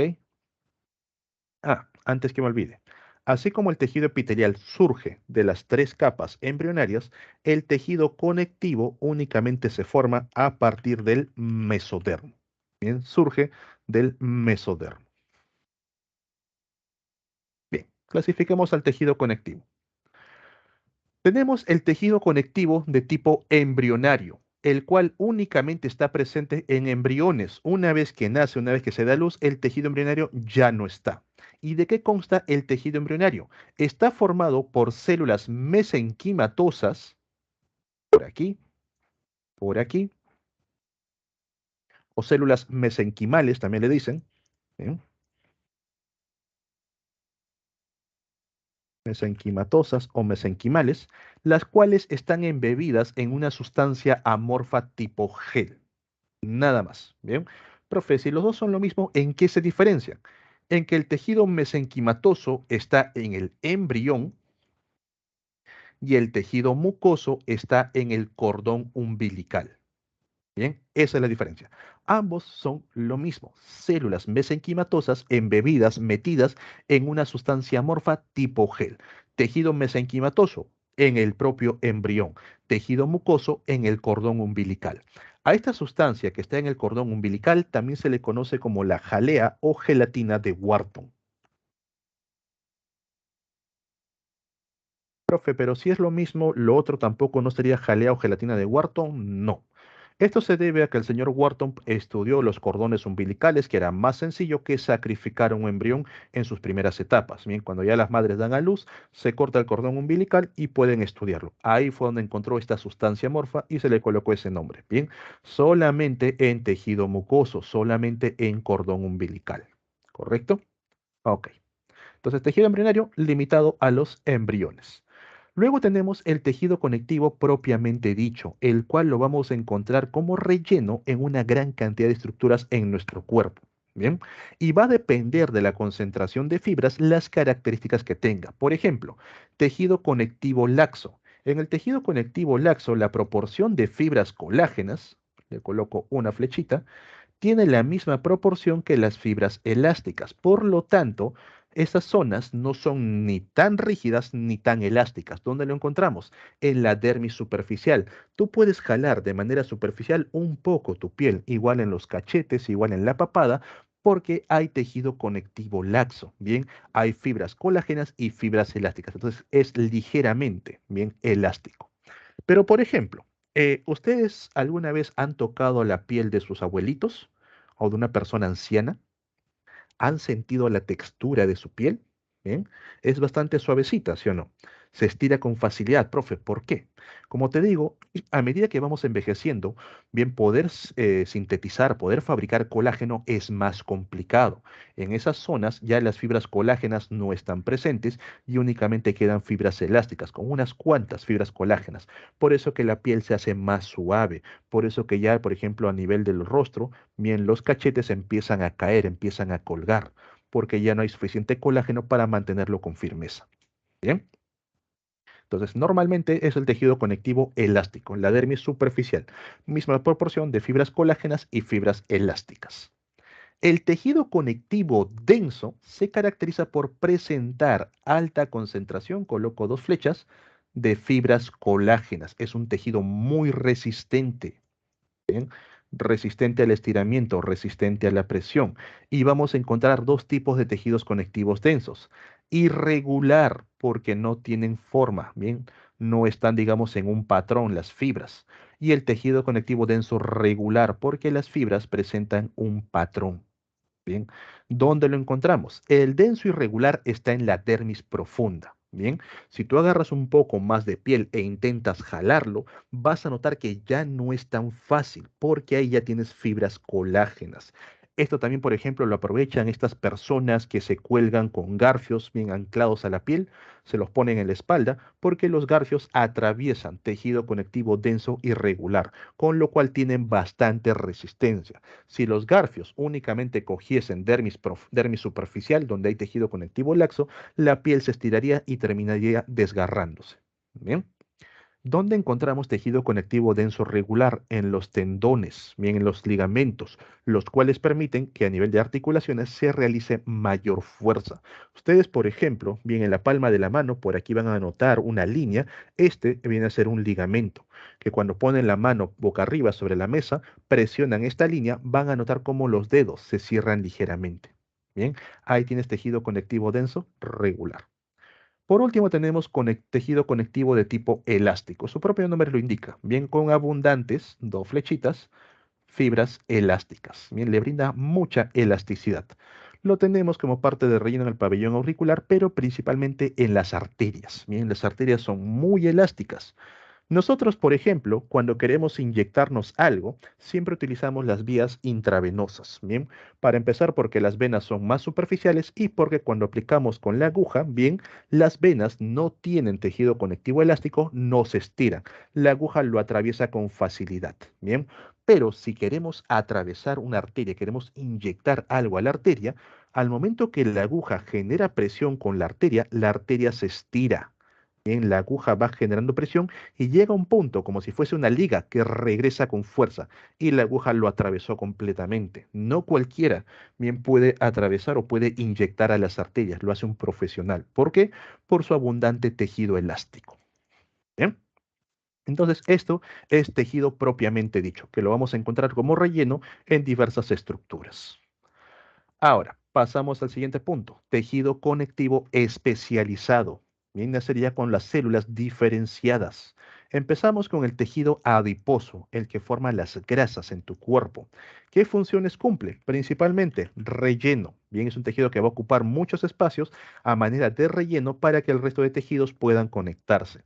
También es un tejido de protección. Gracias a las concentraciones de grasa en nuestro cuerpo, sobre todo en el abdomen, los órganos no se están golpeando constantemente, bien, al momento que tú te mueves. Es un tejido que también permite, bien, funciona como aislante térmico. Nosotros nos encontramos a 36,6 grados. El ambiente se encuentra a unos 20 grados. Por termodinámica, deberíamos enfriarnos para llegar al punto de equilibrio, pero gracias a que presentamos una capa de grasa de tejido adiposo sobre toda la piel, bien debajo de toda la piel, perdón, nosotros estamos aislados térmicamente, con lo que no perdemos calor fácilmente. Bien.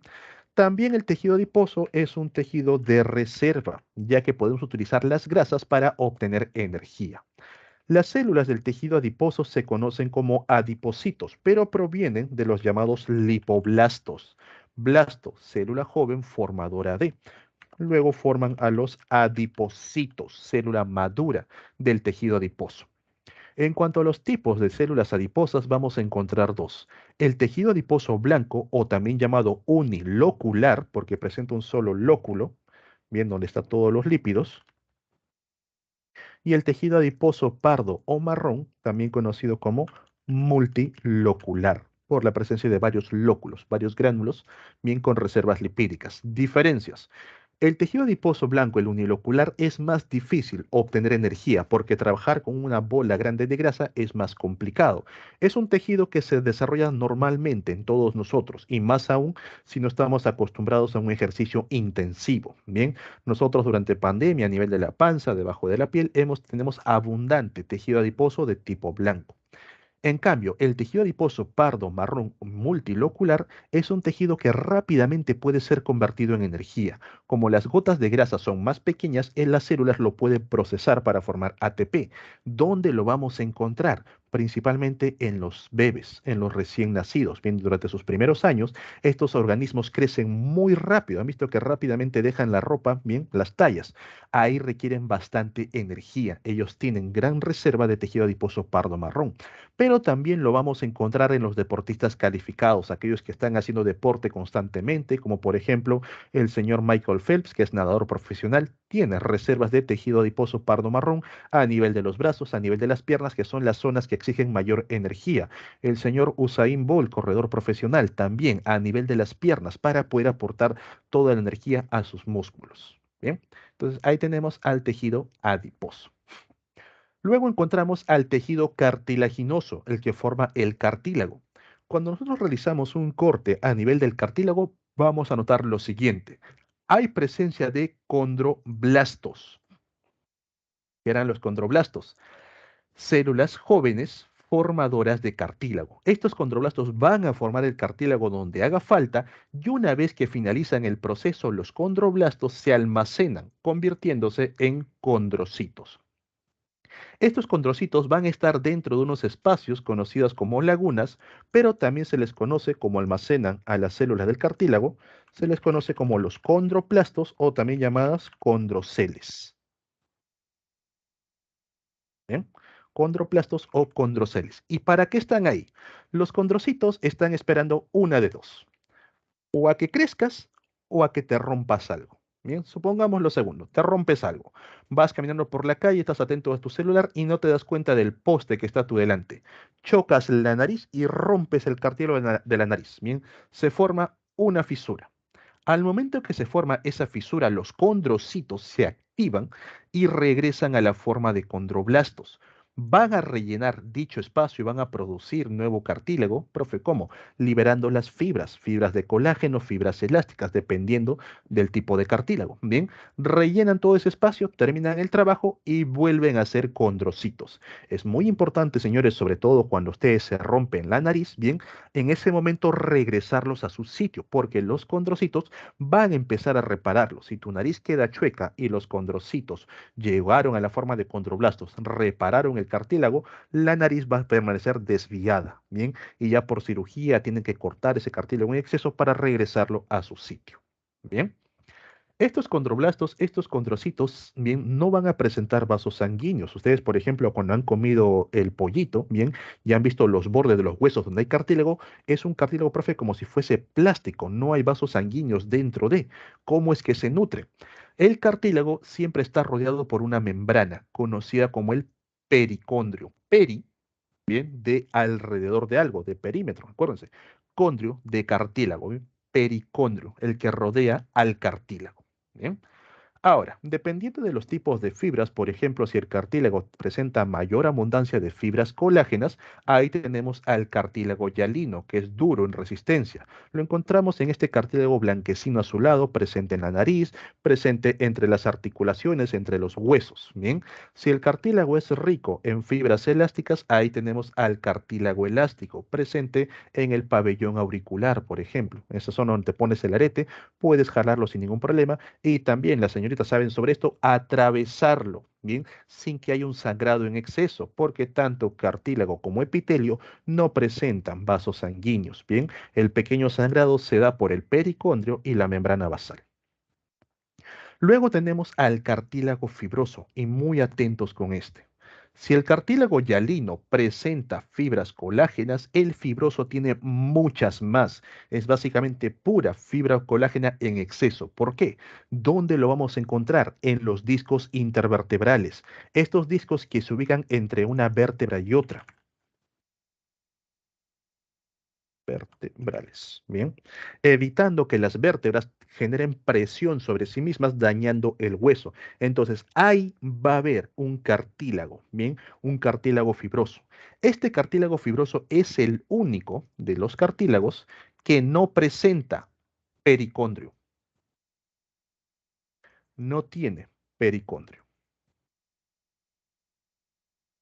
Bien. Ahora, como está formado por colágeno, yo te menciono que el colágeno a medida que vas creciendo ya no se produce en la misma cantidad, sino que lo vas perdiendo. Es por eso que tú, por ejemplo, observas a tus abuelitos ahora con su talla y observas sus fotos de joven. Era más alto, más erguido. ¿Qué ha pasado? Como el cartílago fibroso se va perdiendo por las fibras de colágeno, las vértebras están más unidas entre sí, lo que hace que pierdan talla, bien, unos 10, 15 centímetros. A su vez, al estar más unidas, generan presión sobre la médula espinal, lo cual muchas veces genera dolor. Entonces los ancianos ya muchas veces no andan erguidos por el dolor que genera, sino que se empiezan a encorvar para liberar la presión.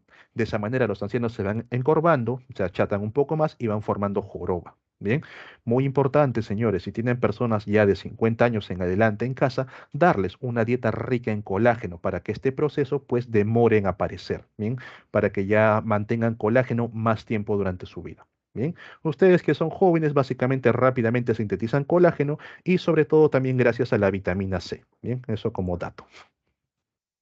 Ok, pasamos del tejido cartilaginoso al tejido óseo. Bien, voy a borrar esta parte de especializado, seguimos dentro de tal para poder colocar las características. Bien, lo borro. Ahí está. ¿Cuáles son las características del tejido óseo? ¿Qué funciones cumple? Número uno, bien, es un tejido de sostén. Permite sostener al cuerpo, lo mantienes erguido, si no serías una gelatina desparramada. Número dos, permite la locomoción. Gracias a los huesos largos nos podemos desplazar con facilidad. Si los huesos fueran muy cortos, nos costaría poder movilizarnos. Bien. Número 3 es un tejido de reserva, reserva de minerales sobre todo, como lo que viene a ser los minerales de calcio, los minerales de magnesio que se encuentran en los huesos. Y número 4, bien, actúa como protección. El hueso también protege, profe, ¿dónde? En tres puntos principales. Protege a nivel del cráneo, protege en las vértebras, protege la médula espinal y protege a nivel de las costillas, bien, protege la parte pulmonar. Entonces cumple cuatro funciones dentro de tu cuerpo. Cuando ustedes, por ejemplo, han estado comiendo su salchipollo, bien su pollito broster y les quedó chico la carne, más de uno ha mordido el hueso, ha reventado la parte del hueso con los molares, bien. ¿Y qué has encontrado?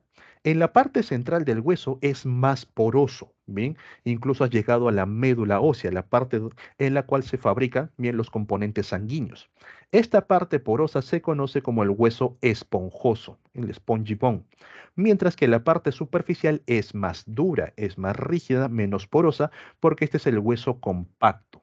Bien, cuando tú llevas al microscopio al hueso compacto, vas a observar que está formado por estructuras concéntricas, bien, que van hacia un centro de manera circular, están ahí, todas bien concentradas. A estas estructuras se le conoce con el nombre de ostionas. Y si analizamos a las ostionas, vamos a encontrar que en el centro, el llamado conducto de Havers, va a permitir el paso, bien, de vasos sanguíneos y también de fibras nerviosas, por si acaso, bien, vasos sanguíneos y nervios. Rodeando a este centro de manera concéntrica, vamos a encontrar a las laminillas óseas, todas estas que están de un color amarillo pálido, bien. Estas laminillas no están aisladas, están conectadas. Vean estas líneas grises. A ellos se les conoce como los canalículos óseos, permite el intercambio de sustancias. Y vamos a observar unos puntos negros que no son osteocitos, sino son las zonas donde se acumulan los osteocitos.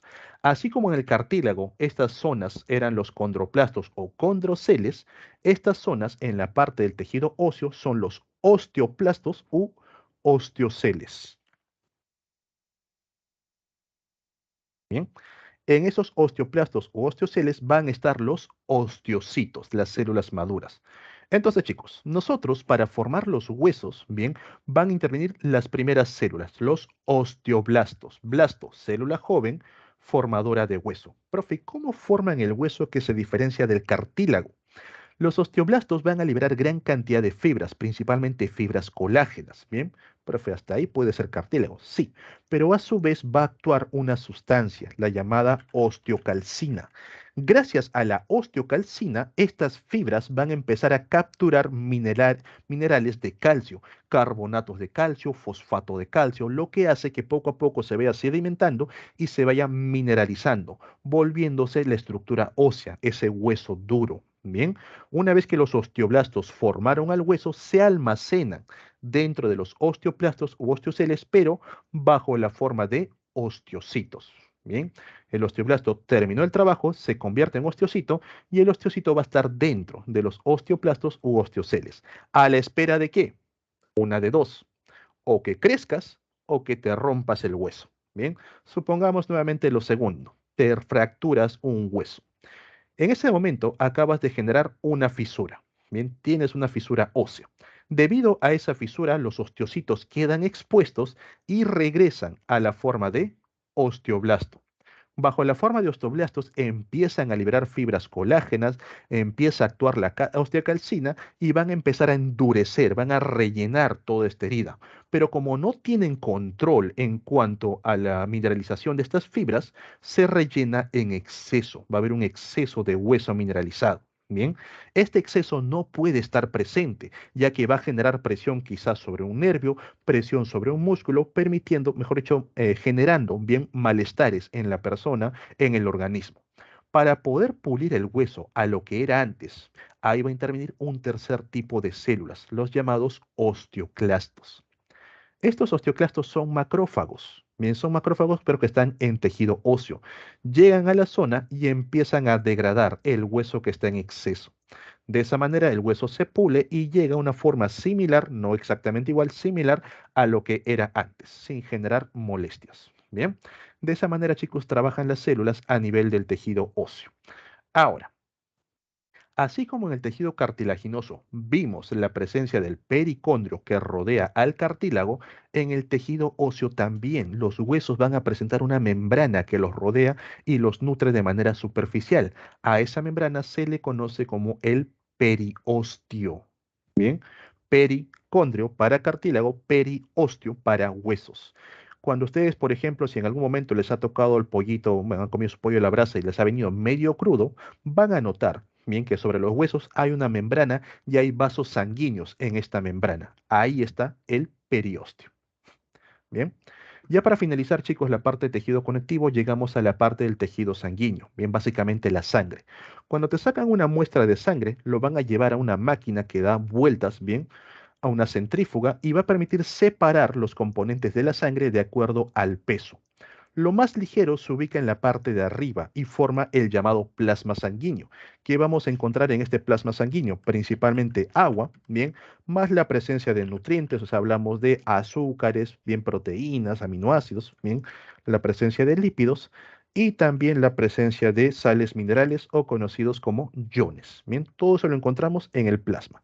El agua abarca casi el 90%, ¿sí? Que quede como dato. En la parte más profunda, lo más pesado, vamos a encontrar a los glóbulos rojos.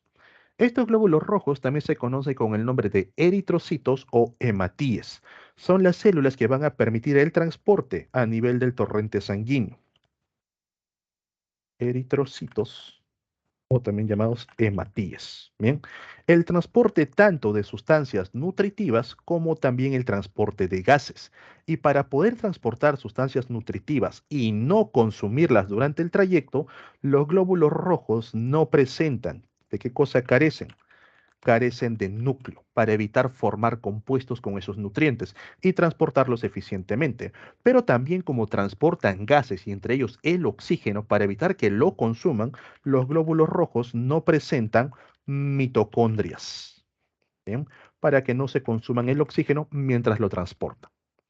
Entre ambos, entre el plasma y los glóbulos rojos, va a haber una capa muy delgada, donde vamos a ubicar a glóbulos blancos y plaquetas. Bien. Las plaquetas, recordar que no son células, son derivados celulares. ¿De quién provienen? De una célula conocida como el megacariocito. Este megacariocito es la célula que origina las plaquetas y las plaquetas participan en la llamada coagulación sanguínea. En cuanto a los glóbulos blancos, se van a dividir en dos grupos. Los llamados granulocitos, neutrófilos, eosinófilos, basófilos, bien, los que presentan gránulos en su interior, y los agranulocitos, los que no tienen gránulos en su interior. Los monocitos, también llamados macrófagos, y junto con los linfocitos de tipo T y los linfocitos de tipo B. Bien, chicos, para más detalles lo vamos a ver esto en sistema inmune. Aquí simplemente es mencionar los componentes. Bien, en sistema inmune vamos a ver cómo trabaja. Entonces, esto sería la parte de tejido sanguíneo. Hasta aquí es tejido conectivo. Bien, todos estos pertenecen al tejido conectivo. Pasamos ahora al tercer tipo de tejido, el tejido muscular. El tejido muscular presenta una característica que viene a ser la contractibilidad. Las células musculares únicamente se contraen, no se estiran, no empujan. Si yo quiero cerrar mi mano, las células musculares de la palma se contraen y se cierran. Si yo quiero abrir mi mano, los músculos que se encuentran por detrás se contraen y se abren. Bien, eso se da gracias a qué? Analizando la parte interna de una célula muscular, vamos a encontrar que la unidad básica se conoce como el sarcómero. En este sarcómero vamos a encontrar fibras de actina unidas, ancladas a una línea Z, bien Z por la forma en zigzag, forma de Z, bien, por aquí también, y entre ellas fibras de miosina. Bien. A la zona que va de actina hasta actina se le conoce como la banda A. A la zona donde únicamente por aquí encontramos miosina, esto viene a ser la banda M. La zona donde encontramos las dos bandas, ¿bien? Donde hay actina y miosina, la banda H, la banda heterogénea. Y a las zonas, bien, que van de la banda de actina, de un sarcómero a la actina de otro sarcómero, entre los sarcómeros la banda I, intersarcómero. Bien, la actina y miosina, al momento que se contraen, se sobreponen entre sí, permitiendo que los músculos se contraigan. Pero esto va a ocurrir siempre y cuando a nivel de las fibras musculares haya presencia de ATP más iones calcio, bien, calcio más 2 y también iones magnesio, magnesio más 2. Cuando hay presencia de estos tres elementos, recién ahí actina y miosina se entrelazan para contraer a la fibra. Bien. En cuanto a la clasificación del tejido muscular, vamos a encontrar de dos tipos: el tejido muscular de tipo estriado y el tejido muscular de tipo liso. ¿Bien? A su vez, el tejido muscular de tipo estriado se subdivide en dos. Bien, el tejido muscular estriado esquelético presente entre los huesos y el tejido muscular estriado cardíaco. Vean, estas fibras presentan estas líneas, estas bandas que vienen a ser las estrías. El tejido muscular liso no lo presenta. Características, número uno, morfológicas, que tiene que ver con la forma de las células. El tejido muscular estriado esquelético, las células, si se dan cuenta, presentan varios núcleos. Bien, estos núcleos son de posición periférica, están alrededor, no al centro. En cambio, en las células cardíacas presenta uno o dos núcleos, pero siempre de posición central. En el caso de las células del tejido muscular liso, presenta un solo núcleo y este también se ubica en posición central. Bien, en cuanto a las funciones, el tejido muscular estriado esquelético es un tejido que nosotros movemos a voluntad propia. Es un tejido voluntario, tenemos control sobre él. En cambio, el tejido muscular estriado cardíaco y el tejido muscular liso es involuntario, no tenemos control sobre él. Bien, el músculo cardíaco es un tejido involuntario de movimiento rápido y sostenido. Profe, ¿qué cosa es sostenido? Constante. Bien, el corazón se mueve rápidamente de manera constante. Mientras que el tejido muscular liso es un músculo involuntario de movimiento lento, pero también sostenido, constante. ¿Dónde ubicamos al tejido muscular liso? En el sistema digestivo. Permite el movimiento peristáltico. Lo que ustedes comieron hoy día temprano, de aquí a 8 o 10 horas recién lo están evacuando, ¿bien? Por los movimientos que desarrolla. Mucho cuidado en esta parte, te van a preguntar por una de dos, o te preguntan por las características de las células, aprende a diferenciarlos, o te preguntan por las funciones, si es voluntario, es involuntario, si es rápido, es lento, bien, si es sostenido. En el caso del tejido muscular estriado cardíaco, aquel músculo que forma el corazón, bien, también se le conoce con el nombre del mio, de músculo, miocardio, el músculo cardíaco. Bien, bien chicos, nos queda poco tiempo, voy a mencionar algo sobre el tejido nervioso y la siguiente clase lo completamos. Bien, así como el tejido muscular presenta una sola característica que viene a ser la contractibilidad, el tejido nervioso es el tejido más desarrollado que existe y presenta dos características básicas. Número uno, la capacidad de responder frente a estímulos, irritabilidad. Número dos, la capacidad de pasar esta respuesta de una célula a otra, ya sea entre neuronas o activando un músculo. A esto se conoce como conductibilidad. Bien, son dos características básicas.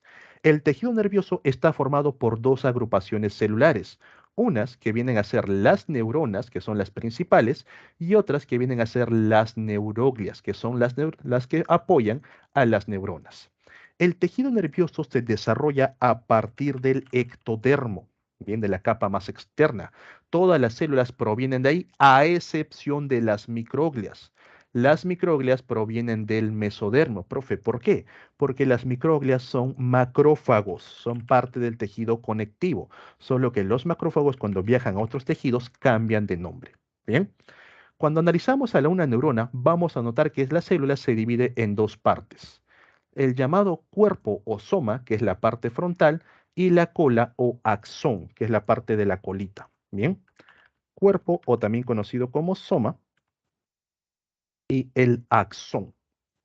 Bien, en este cuerpo o soma vamos a encontrar unas extensiones conocidas como dendritas. Bien, A nivel del axón, vamos a encontrar estructuras como la vaina de mielina, las cuales recubren varias partes del axón, dejando unos espacios llamados los nodus o nódulos de Rambier. Al final del axón encontramos al terminal axónico, donde ubicamos a los botones terminales. Bien, estos botones terminales permiten enviar el impulso nervioso de una neurona a otra. Entonces, vea, la neurona genera el impulso nervioso a nivel del cuerpo soma.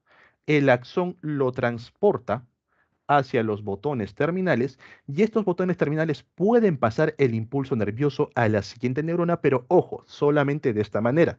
El botón terminal puede pasarlo a la dendrita de la siguiente neurona, puede pasarlo directamente al cuerpo o soma de la siguiente neurona, o lo puede hacer directamente al axón. Esas son vías aceptables. Un botón terminal jamás puede conectarse con otro botón terminal. Bien, a este evento se le conoce como sinapsis. ¿Ok? Entonces recuerden, solamente se puede del botón terminal a las dendritas, al cuerpo soma o al axón. Chicos, un minutito para terminar y dejarlo todo ya cerrado. Pasamos con las neuroglias. Las neuroglias vienen a ser células que apoyan a las neuronas. Por ejemplo, los astrocitos le brindan el sostén y nutrición, ayudan a que las neuronas se ubiquen en ciertas posiciones y se conectan con los vasos sanguíneos para nutrirlas. Las células ependimarias revisten, tapizan las cavidades internas donde van a ir las neuronas, por ejemplo, a nivel del cráneo, a nivel de las vértebras. Las microglias, como son macrófagos, son células de defensa. Bien, participan en la defensa del tejido nervioso cuando hay infecciones o algo quiere atacar esta zona. Los oligodendrocitos y las células de Schwann, ambos son los responsables de formar las vainas de mielina. ¿Cuál es la diferencia? Los oligodendrocitos lo hacen a nivel del sistema nervioso central, el encéfalo, la médula, y las células de Schwann lo hacen a nivel del sistema nervioso periférico, la red de nervios que salen del encéfalo hacia el rostro, hacia el cuerpo, y también la red de nervios que sale de la médula hacia todo el cuerpo. Bien, esa es la función de las neuronas. Bien, chicos, muy agradecido con todos ustedes. Bien, hasta aquí sería la clase por el día de hoy.